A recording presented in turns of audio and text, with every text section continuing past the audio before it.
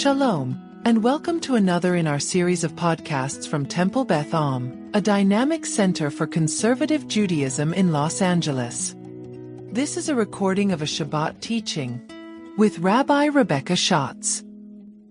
Basically, what we're going to do today is we're going to look at Parshat Pinhas, which is a Parsha that often we talk about the Brit Shalom, which happens at the beginning of the Parsha, that Rosemary read so beautifully earlier this evening, and the fact that the Vav and the Torah scroll is smaller and maybe looks like it's even broken, and what does that mean, et cetera, et cetera. That's one drash that people give, and another drash that people give is about the daughters of Tzlofchad.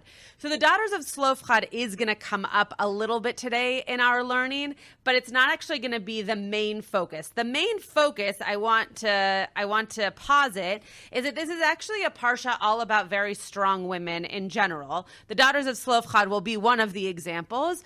But the first example is the one that I, by accident, deleted out of the source sheet, which is the one that I'm going to read first.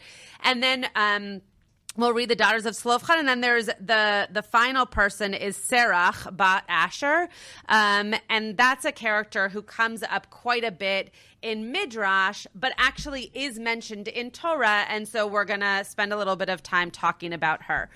So if you're in your Chumash, we're at the beginning of Parshat Pinhas. In the Eitz Chaim, it's on page 918.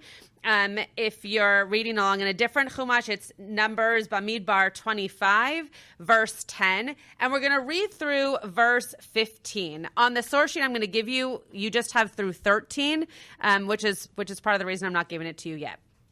So the first sentence is very short. God spoke to Moses saying, Pinchas ben Elazar ben Aharon HaKohen. So it's giving you what his lineage was. Pinchas, the son of Elazar, who was the son of Aaron, the priest. Heishiv et chamati me'al b'nei Yisrael bekan'o et kinati betocham. Even without me reading the English here, you can hear that words are being used both for the subject and also for the person being spoken to. The words are being doubled here. So Pinchas, the son of Elazar, son of Aaron, the priest, has turned back my wrath, meaning God's wrath, from the Israelites by displaying among them his passion for me. Velo chiliti et b'nei Yisrael b'kinati, so that I did not wipe out the Israelite people in my passion. What does kin'ah mean in modern day Hebrew? Jealousy. So passion is a really nice way of Rabbi David Lieber deciding to talk about this, but actually we're talking about a moment of jealousy here, which we as human beings understand very well. And yet it seems as though this jealousy came up quite a bit. As we know from our past parshiot, we didn't have great displays of communication nor leadership in the past few parshiot, but we then get this guy Pinchas, who we seem to be recognizing as a person who displayed passion for God. Okay. I'm just going to read the next part in English. Say, therefore, I grant him, this is God. Say, therefore, that I grant him my pact of friendship at Briti Shalom. This was what I was referring to earlier.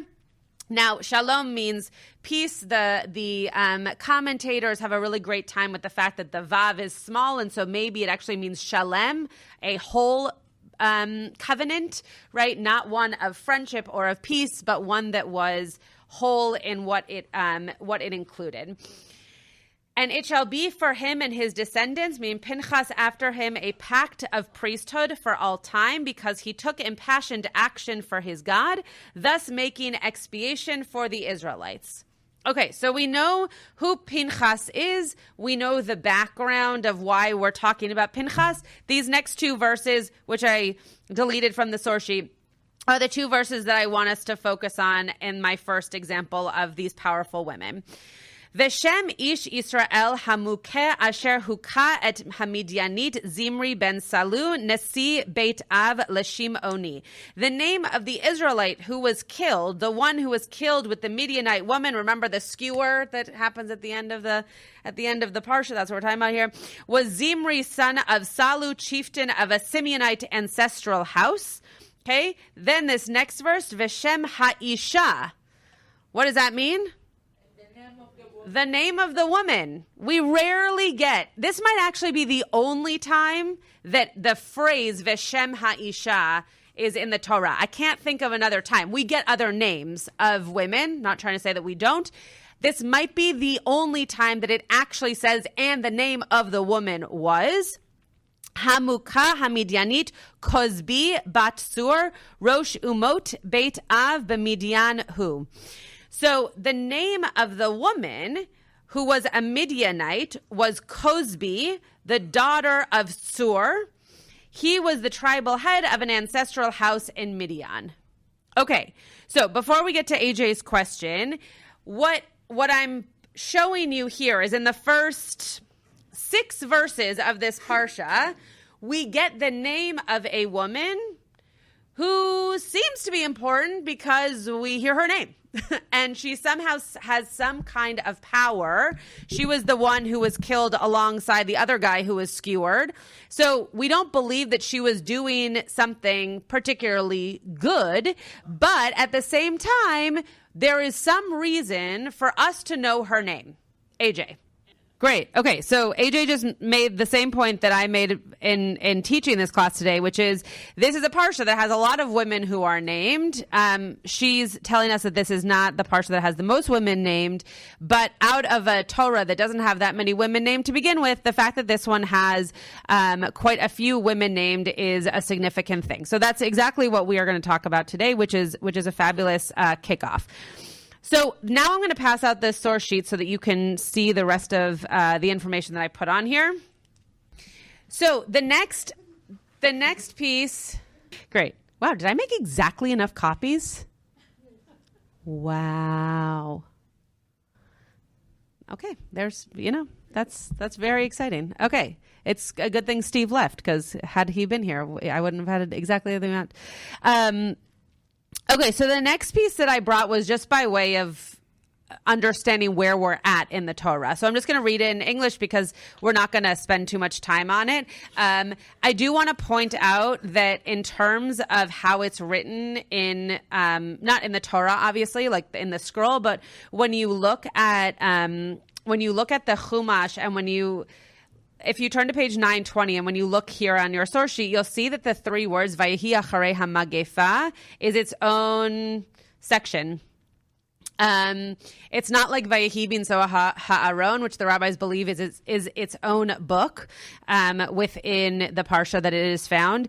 But it is interesting to just point out that the rabbis, when they were codifying the words of the Torah into written, books and publishing them, that there was some interest in having there be a break here when the plague was over, period, end of sentence, moving on to a new thought. So I just want to point that out. It's a very interesting stylistic choice.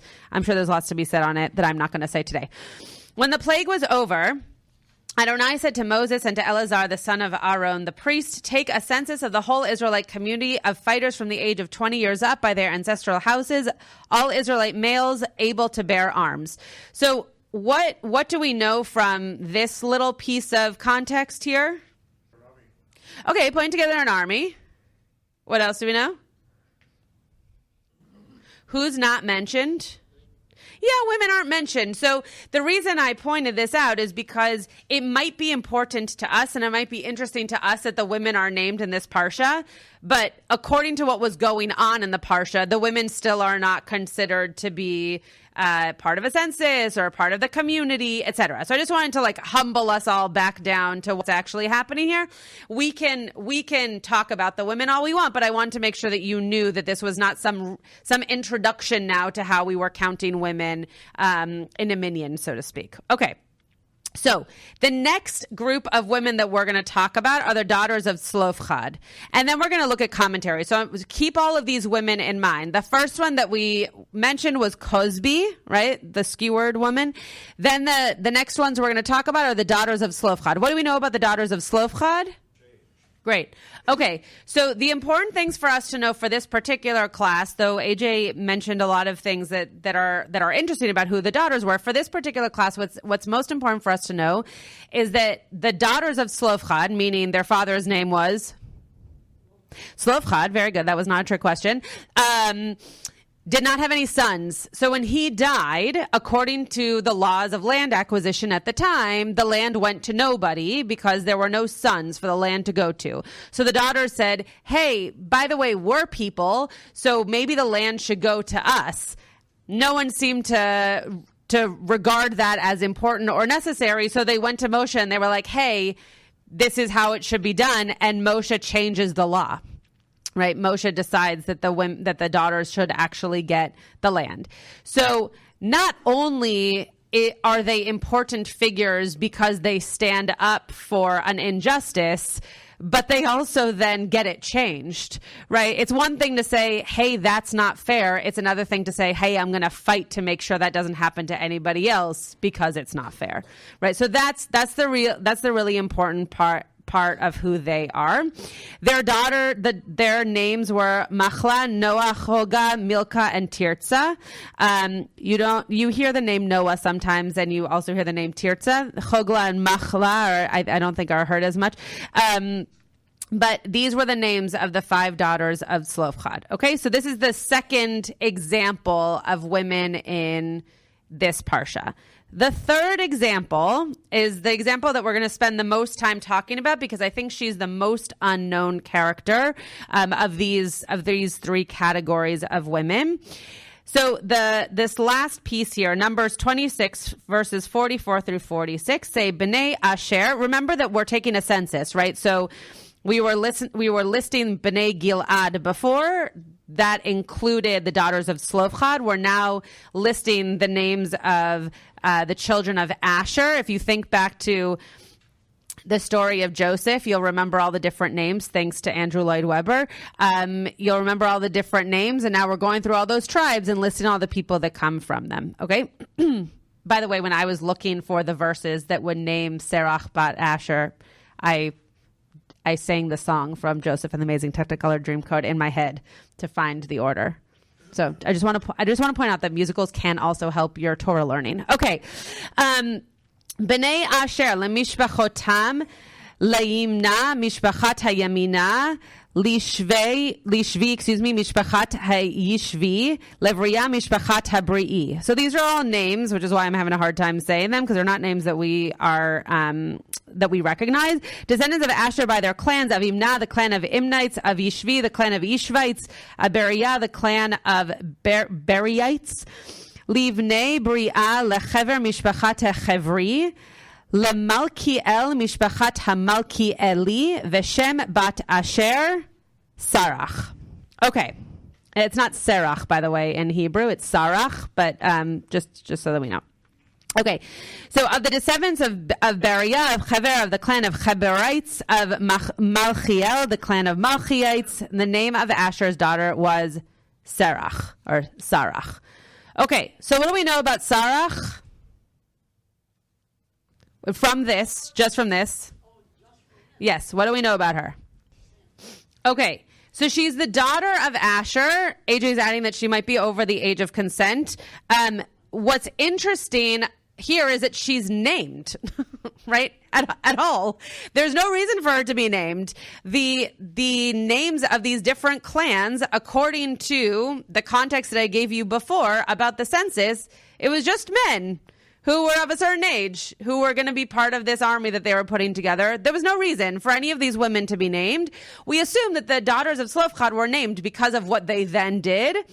Sarach, there's no point at this particular moment for her to have been named. Okay, she was named though, so the rabbis have a good time with the fact that she was named. So let's get into that a little bit. Let's go first back to the first woman that we mentioned of Cosby.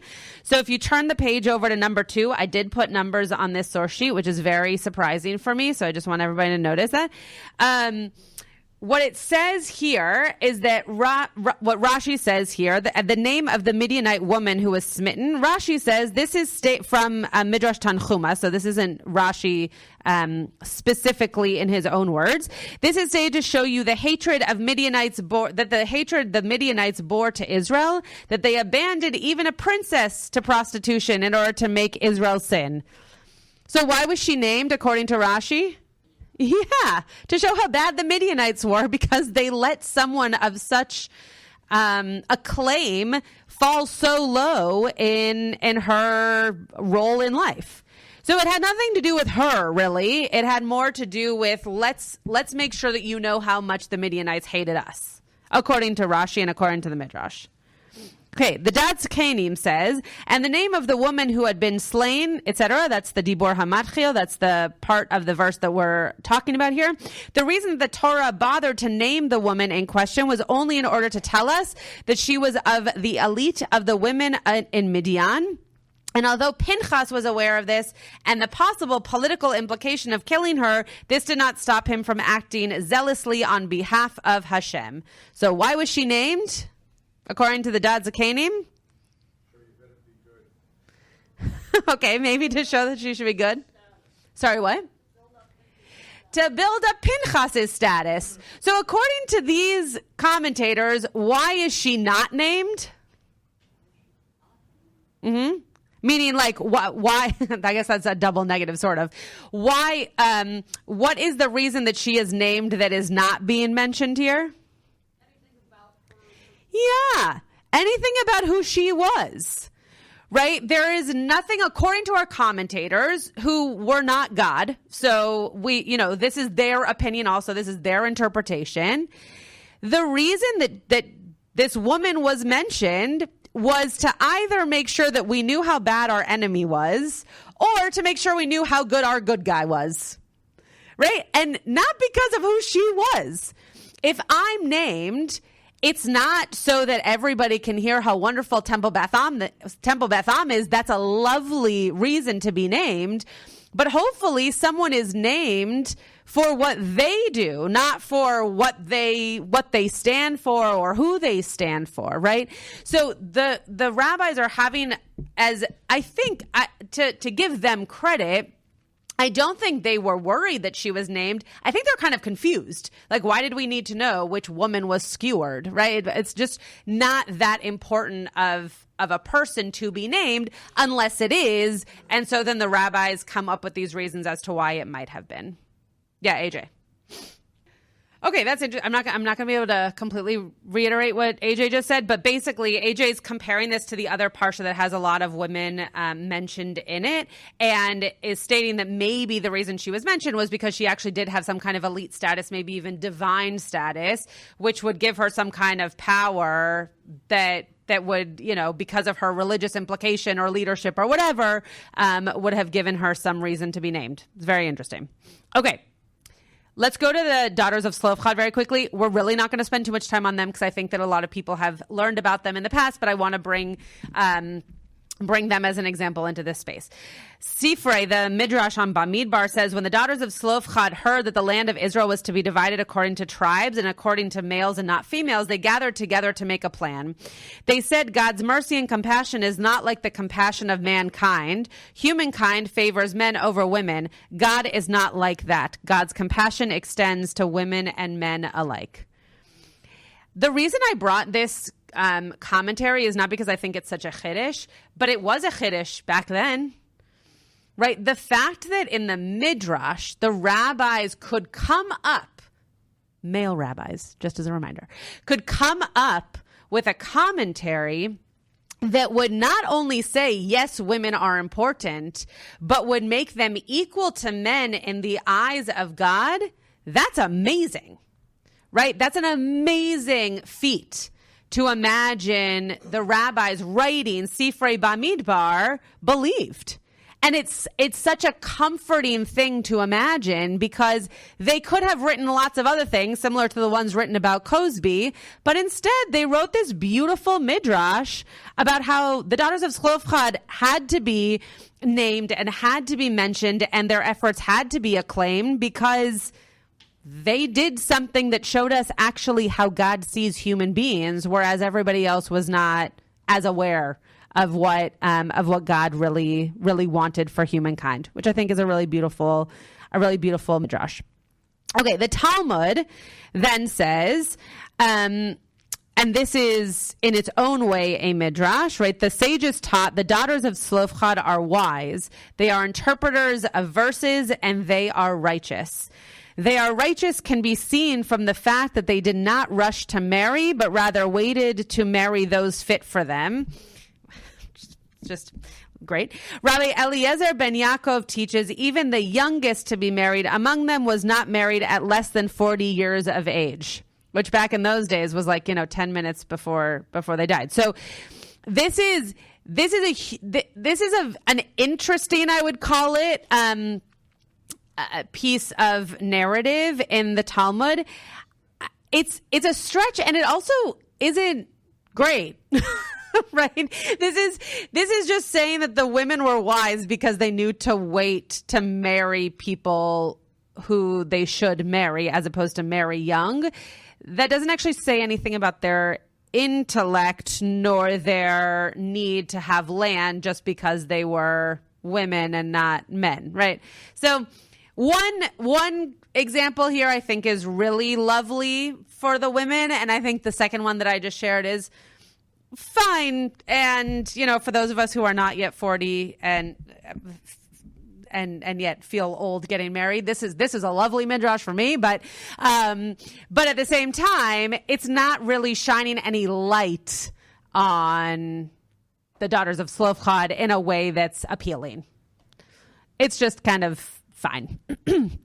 Okay, let's look at Sarach bat Asher, because I think this is the character that is least known and actually brings the most weight to this class in terms of powerful women. Yeah, Rosemary. Yeah, that's a really beautiful point. Thank you for pointing that out. So Rosemary reminded me that, of course, part of the reason that they probably didn't marry until they were older was because their father was dead, and so they didn't have the opportunity to have that same kind of shidduch made or the connections between families made when they were younger to marry them off. That's a really powerful point. Thank you for sharing that. Okay. Sarach was first mentioned in Parshat Vayigash, which is in Breshit, as the daughter of Asher, because that's when Asher is first mentioned, one of the sons of Jacob. Sarach also makes an appearance in the genealogy in Parsha Pinhas that we just read, as well as in Chronicles, which is in the Nach part of Tanakh. That's just to give you a little bit of a background of where you might find her. Okay. This first one is a beautiful midrash. We're going to skip it though. Go to the Rosh. Yeah. Well, we're going to read that midrash, but yes, that's found in the Gemara. Yeah. I don't think it's in the text, but if you find it, then tell me. I'm pretty sure that it's just found in the Talmud. But okay, but we're gonna read that Rashi at least thinks that it's found in the Talmud. Okay, so Rashi says Veshem bat Asher Serach, right? So the name of the daughter of Asher was Serach, because she still remained alive after all these long years. It exceptionally mentions her here. So the reason that she is mentioned at this point, right, 3 books later, is because she's been alive this whole time. Now, we obviously understand that Genesis happened before Bamidbar happened. We have no concept of how long, but we know that one happened before the other and that we're not in Shemot, right? So it wasn't the book right after. There was some kind of time passing. And so Rashi believes that the reason that she was named was because she lived a long life. Okay. Sarach is also noted for showing Moshe where Joseph had been buried so that his coffin could be taken to the land of Israel. Okay, so that is a moment where this woman is showing some kind of, let's call it sorcery, right? Some kind of prophecy known as to where Joseph was buried, so that they knew where to take Moshe. Okay. So now we're in Sota, yeah? Prophecy, right? Like the idea that she... Well, I don't know that we know that she was there when he was buried. Yeah, sure. I mean, it's possible that it was hearsay. We don't know that she was present, but it is possible that she was told and then knew where to go. It's also possible that, and I think this is how, at least I've been taught to imagine her, that she was a person that kind of knew everything, that knew what was going on, whether that was divinely inspired or that was because she was well connected, who knows, but that she had knowledge that other people did not have. Okay, we're going to read this Gemara piece very quickly, and then in a moment we're gonna close. So in Sota, in Talmud Sota, it reads, the Gemara asks, and from where did Moshe, our teacher, know where Joseph was buried? The sages said, and again, this is coming from the Gemara, Sarach, the daughter of Asher, remained from that generation that initially descended to Egypt with Jacob. Moshe went to her and said to her, do you know anything about where Joseph is buried? She said to him, the Egyptians fashioned a metal casket for him and set it in the Nile River as an augury so that its water would be blessed. Moses went and stood on the bank of the Nile. What is this? What is this a metaphor for? Or symbolism of? Yeah, himself, right? He's replaying that which happened to him. He went and stood on the bank of the Nile. Miriam and his mom, for a short time, went and stood on the bank of the Nile to make sure that he was also cared for. He said to Joseph, Joseph, Joseph, the time has arrived about which the Holy One, blessed be he, took an oath saying that I, God, will redeem you. And the time for fulfillment of the oath that you administered to the Jewish people that they will bury you in Eretz Yisrael has arrived. If you show yourself, it is good, but if not, we are clear from your oath. Immediately the casket of Joseph floated to the top of the water. Okay, so really it's a beautiful midrash. It's a beautiful rabbinic response to how this all went down, because we don't have information about it in the Torah. But first of all, I want to point out that Sarach is spelled differently in the Gemara than it is in the Torah. That's just an interesting thing for you to mention. For me to mention, for you to notice. But also, the only part about this that has anything to do with Sarach is the fact that she, because of her old age, because she was around for all of this time, right, that she was able to be the one to share that information. Okay, everybody with me? Okay. Yes? No? Comments? Okay. What took who much longer? Oh, yeah. It's just claiming that she lived since then and therefore had that information. Yeah, Alan. Correct. Exactly. Was there a person who was named Sarach in every generation? Very possibly. Was it a descendant of the original Sarach who had these same kind of skills and connections? Very possibly. To imagine that it was the same person is a beautiful midrash, to be able to kind of connect all these generations together, to be able to give us that information. That's why I was calling it prophecy, because there's this kind of like magical sense to her in terms of like being in all the places that she needs to be in, able to share all the information that she needs to share with the right people, et cetera, et cetera. AJ, and then we're going to read the last one. Dr. Whovian? I don't know Dr. Who well enough, but maybe. I'll take your word for it. Okay, let's read this last Zohar. I think this is quite beautiful, so we'll finish with this. In another chamber, Sarach bat Asher comes, and so many thousands and thousands of women who merit to be with her, meaning a chamber of learning. 3 times a day, the announcement comes, the likeness of Yosef the Tzaddik is coming. With joy, she goes out to that curtained area which is dedicated to her and observes light with the likeness of Joseph. With joy, she bows before it, saying, happy was that day when I gave the tidings before my grandfather that you were still alive. Then she returns to the rest of the women, and they delve into the praises of the ruler of the world and praise God's name. How many places and joys that each and every one of them had. Then they return and dive into the precepts of Torah along with their meanings. First of all, I think this is a beautiful concept because it shows that a bunch of women are in a Beit Midrash learning, which is not something that you hear about in Jewish tradition. It's also just a beautiful way of imagining who this character could just even be a symbol of being, a powerful character who allowed us to combine generations together to make meaning one generation into the next. So my hope with this learning was for you to see these different women, right? Cosby really allows us to understand where we were in time and place. The daughters of Selofchad really allow us to see that change is possible and can be made. And Sarach allows us to understand legacy and generational memory and the fact that it's very important to hold on to certain aspects of what came before us and what's going to come after us. And that's all in this Parsha. So I wanted to share these powerful women with all of you and hope that we can learn a little bit from them throughout the week. You've been listening to another in our series of podcasts from Temple Beth Am, a dynamic center for conservative Judaism in Los Angeles. If you enjoy these podcasts, we invite you to write a review on the Apple Podcast website or wherever you get your podcasts. For more information on Temple Beth Am, Los Angeles, please visit www.tbala.org.